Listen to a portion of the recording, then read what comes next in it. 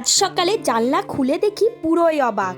চারিপাশটা পুরোটাই কুয়াশায় ভর্তি। বেশ কয়েকদিন ধরে কি সুন্দর সকালে রোদ উঠছে, কোনো কুয়াশা ভাব নেই, তেমন বেশি ঠান্ডাও নেই। কিন্তু আজকে যেরকম কুয়াশা হয়েছে আর ভীষণ ঠান্ডাও লাগছে, মনে হচ্ছে শীত আবার ফিরে এলো। বাইরে এসেও দেখি অবস্থা একই। আর সকাল সকাল এইরকম ওয়েদার হয়ে থাকলে, এইরকম অবস্থা থাকলে আমার মন একদম ভালো থাকে না। আমার মনে হয় সকাল সকাল কি সুন্দর সূর্যি মামার দেখা পাওয়া যাবে, ঝলমলে রোদ, মনে একটা আলাদাই এনার্জি। তারপর সকালে কাজ কটা করে নিয়েছি, এইদিকে মেয়েকে একটু পরিষ্কার করে দিয়েছি, ওকে বললাম একটু ভালো করে হাঁটু, আর ও কিভাবে হাঁটছে একবার দেখো। তারপর আমি একটু চা রুটি খেয়ে নিলাম। এখন আমি যাব একটু দুধ আনতে। আমার সঙ্গে আমার মেয়েও যাবে। ও প্রায় দিনই ওর ঠাম্মার সাথে দুধ আনতে যায়। আজকে শাশুড়ি মা বললো তুমিই যাও। শাশুড়ি মা একটু কাজ করছে। বাড়িতে এসে ভাবলাম মাথায় একটু তেল দেই, কিন্তু ঠান্ডার মধ্যে নারিকেল তেল তো জমে যায়, তাই একটু গ্যাসের আগুনে দিয়ে গলাচ্ছিলাম। আর দেখো পিছনে কি ফুটো হয়ে গিয়েছে আগুনের জন্য। তাও যেটুক বেরিয়েছে মাথায় দিয়ে স্নানটা করে চলে এলাম।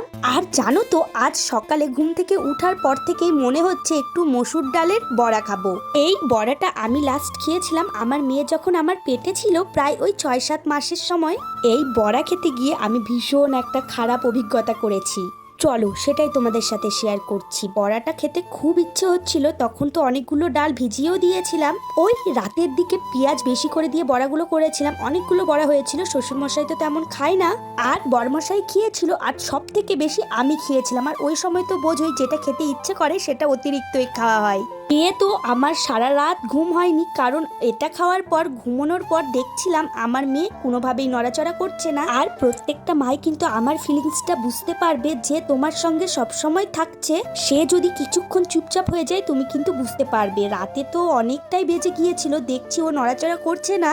তখন আমি তো থাকতে না পেরে ভয়েতে এত পরিমাণে কান্না করতে শুরু করে দিয়েছে। এতটা ভয় লাগছিল, বাড়ির সবাই আমার কান্না দেখে ভয় পেয়ে গিয়েছে। তখন আমাদের বাড়ির কাছের হাসপাতালে আমাকে নিয়ে যাওয়া হয়েছিল।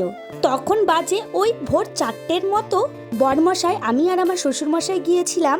গোটাটা রাস্তা আমি কান্না করতে করতেই গিয়েছিলাম, কিন্তু পরে সিস্টার দিদিরা চেক করে বললেন না, হার্টবিট পাওয়া গিয়েছে, বাচ্চা একদম সুস্থ, তুমি একটু জল খেয়ে রেস্ট নিয়ে শুয়ে থাকো, দেখবে কিছুক্ষণের মধ্যে ঠিক নড়াচড়া করবে। সেই রকমই করেছিলাম। ওই সকাল 8টা নাগাদ আমার মেয়ে নড়াচড়া করেছে। তারপর আমি শান্তি পেয়েছি। তাই এই ডালের বড়া নিয়ে আমার ভয়ঙ্কর অভিজ্ঞতা আছে।